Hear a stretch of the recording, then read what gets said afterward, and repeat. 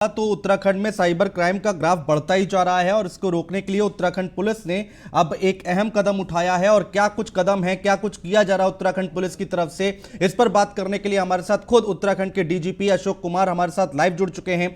अशोक कुमार जी, बहुत स्वागत है आपका न्यूज़ वन इंडिया पर। जी धन्यवाद। अशोक कुमार जी, बहुत ज्यादा साइबर क्राइम बढ़ रहा है, ऐसे में आप लोगों की तरफ से क्या कुछ कदम उठाए जा रहे हैं, एक बार आप बताएंगे?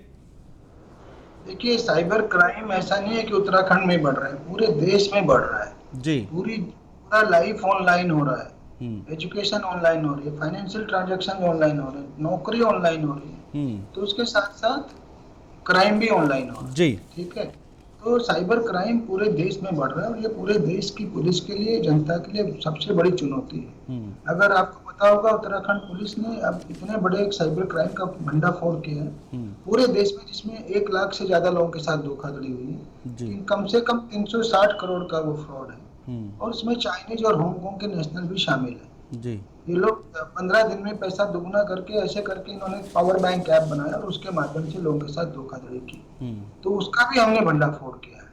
जी। ये हम साइबर क्राइम के प्रति संवेदनशील है, उसको रजिस्टर भी करते हैं, इसलिए आपको लगेगा कि बढ़ता हुआ है, किंतु कल ही हमने माननीय मुख्यमंत्री महोदय द्वारा उत्तराखंड जो हमारा ई सुरक्षा चक्र करके एक योजना है, उसके तहत एक हेल्पलाइन का लॉन्च करवाया है, जो आम जनता के लिए है, जो गृह मंत्रालय के ओवरऑल मार्गदर्शन में चल रही है।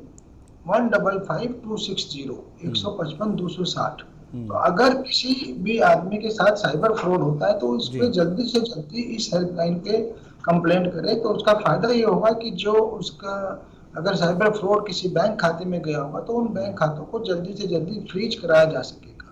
तो मैं आपसे ये अनुरोध करना चाहूंगा कि ये जो हेल्पलाइन नंबर है, इसको जनता के बीच पॉपुलराइज करें। हाँ, 155 और 260 दर्शक सुन रहे होंगे और जाहिर सी बात है बहुत सारे लोग ऐसे होते हैं डीजीपी साहब कि उनको नहीं पता रहता, वो जागरूक नहीं रहते हैं कि भाई उनके साथ कोई फ्रॉड हो गया तो वो कहाँ जाएं और कैसे बात करें, इसलिए ये हेल्पलाइन नंबर बहुत ज़रूरी है। आपको लगता है क्या कि कोरोना काल में ये बहुत ज़्यादा केसेस बढ़े हैं ऐसे? मेरे ख्याल से कोरोना काल में इतना फर्क पड़ा है पिछले 1.25 साल से, जब से कोरोना आया है जी। कि जो चीजें मान लीजिए 5 साल में ऑनलाइन होनी थी वो 1 साल में हो गई। हाँ। जैसे एजुकेशन तो बहुत ही कम होनी थी, वीडियो कॉन्फ्रेंसिंग जो बहुत ही कम स्पीड पे चल रही थी, अब तो सारी मीटिंग्स वर्चुअल हो गई हैं। बिल्कुल। सारी एजुकेशन ऑन, जॉब ऑनलाइन हो गया, तो वो फर्क पड़ा। तो इसलिए क्राइम भी, अगर क्रिमिनल्स को मूवमेंट करने को नहीं मिलेगा तो वो भी ऑनलाइन क्राइम पे ज्यादा बढ़ गया। हाँ। तो कोरोना काल में सर्टेनली ऑनलाइन क्राइम बढ़ा है। आप समझना चाहते हैं अशोक जी आपसे कि भाई अब चुनौती क्या आती है पुलिस के सामने, क्योंकि जब भी ऐसे क्राइम होते हैं लोग कहते हैं भाई पुलिस रोक नहीं पा रही है ऐसे क्राइम को, लोग तो कर जाते हैं, बहुत सारे लोग इनोसेंट होते हैं कर, लेकिन इसमें पुलिस के सामने चुनौती क्या रहती है? चुनौती ये है कि जो रियल क्राइम था उसको कमिट करना इतना आसान नहीं था।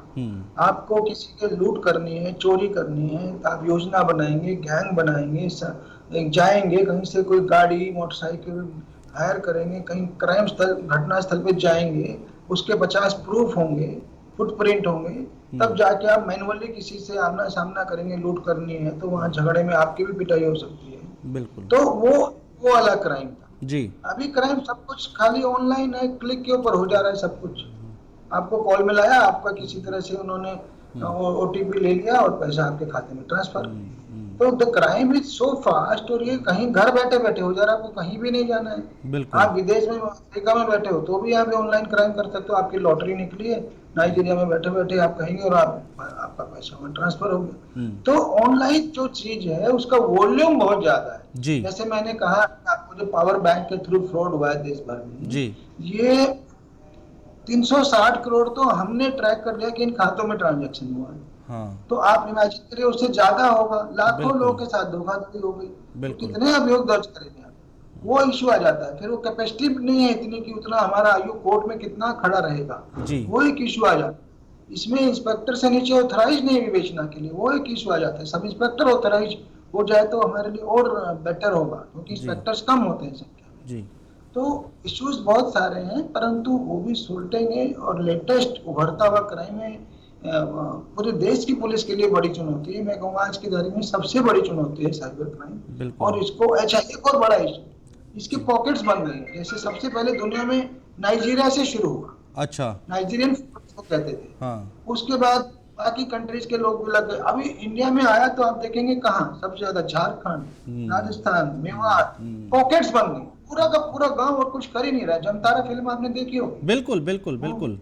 और यही कर रहे हैं और कुछ कर ही नहीं रहे। तो वहां पे वो लोकल पुलिस को जो है वो रेड करना भी गांव में जो है ना, सारे के सारे क्रिमिनल है तो आसानी से, मतलब ये भी नहीं कि 4 पुलिस वाले कहीं पकड़ लाए। हाँ। तो वहां जाने की बहुत बड़ी तैयारी करनी पड़ती है। बाहर की स्टेट की पुलिस है, बैठा हुआ जमतारा में क्राइम हो रहा है कहीं बद्रीनाथ के पास। आप सोचिए, तो वो भी एक इंटर स्टेट मूवमेंट जो है ना। हाँ। पहले तो स्टेट मूवमेंट एक्चुअल करता था ना क्रिमिनल, तो 50 फुटप्रिंट होता, अभी तो बैठे बैठे सब हो जा रहा है। तो इसलिए इस चुनौती को मिल करके निपटना होगा। सभी स्टेट पुलिस को बहुत इंटर स्टेट कोऑर्डिनेशन की बहुत ज्यादा आवश्यकता है। हाँ अशोक जी, अब आपसे बात हो रही है तो समझ में आ रहा है कि ये पुलिस के लिए कितना बड़ा काम है, कितनी बड़ी चुनौती है। लेकिन लोग, जो आम लोग हैं, वो नहीं समझते हैं। वो कहते हैं कि साहब हमारे साथ क्राइम हुआ है, सबसे बड़ी मुसीबत हमारे साथ ही है, पुलिस कुछ कर नहीं रही है। तो इस तरह की बातें होती हैं। लेकिन यहाँ पर आपकी बातों से बहुत सारी तस्वीर साफ हुई है। एक चीज़ आप हमें समझाइए, बहुत सारे फ़ोन नंबर और अकाउंट नंबर जो हैं वो आप लोग नेगेटिव लिस्ट में डाल देते हैं, उससे क्या फ़ायदा होता है, किस तरह से वो काम करते हैं? एक बार दर्शकों को आप समझाएंगे तो बेहतर होगा। नहीं, अभी मैं क्वेश्चन पूरा समझा नहीं। कहते हैं कि भाई जो अगर कोई संदिग्ध नंबर है या अकाउंट नंबर है तो उसको नेगेटिव लिस्ट में आप लोग डाल देते हैं, उसमें आप काम करते हैं किस तरह से? नहीं, ऐसा नेगेटिव लिस्ट तो मैं नहीं कहूंगा। हमारा बहुत से नंबरों पे काम चलता रहता है। अच्छा। जो संदिग्ध होते हैं, बहुत सारे अकाउंट्स पे काम चलता रहता है जो संदिग्ध होते हैं। वो हमारी नॉर्मल मोडस ऑपरेंडी है। जितने भी क्राइम सेल्स हैं, स्पेशल सेल्स हैं, एसओजीज हैं, एसटीएफ्स हैं जितने स्टेट्स की, तो वो इस तरह डाउटफुल कैरेक्टर्स के नंबर को ऑब्जर्व करते रहते हैं। जी ये अब जी ठीक है अशोक जी, बहुत शुक्रिया हमारे साथ जुड़ने के लिए, तमाम बातचीत करने के लिए, चर्चा करने के लिए। और उत्तराखंड पुलिस ने कमर कस ली है। अब आगे आने वाले वक्त में देखना होगा किस तरह से इस पर असर होता है, किस तरह से सफलता हाथ मिलती है, देखने वाली बात होगी।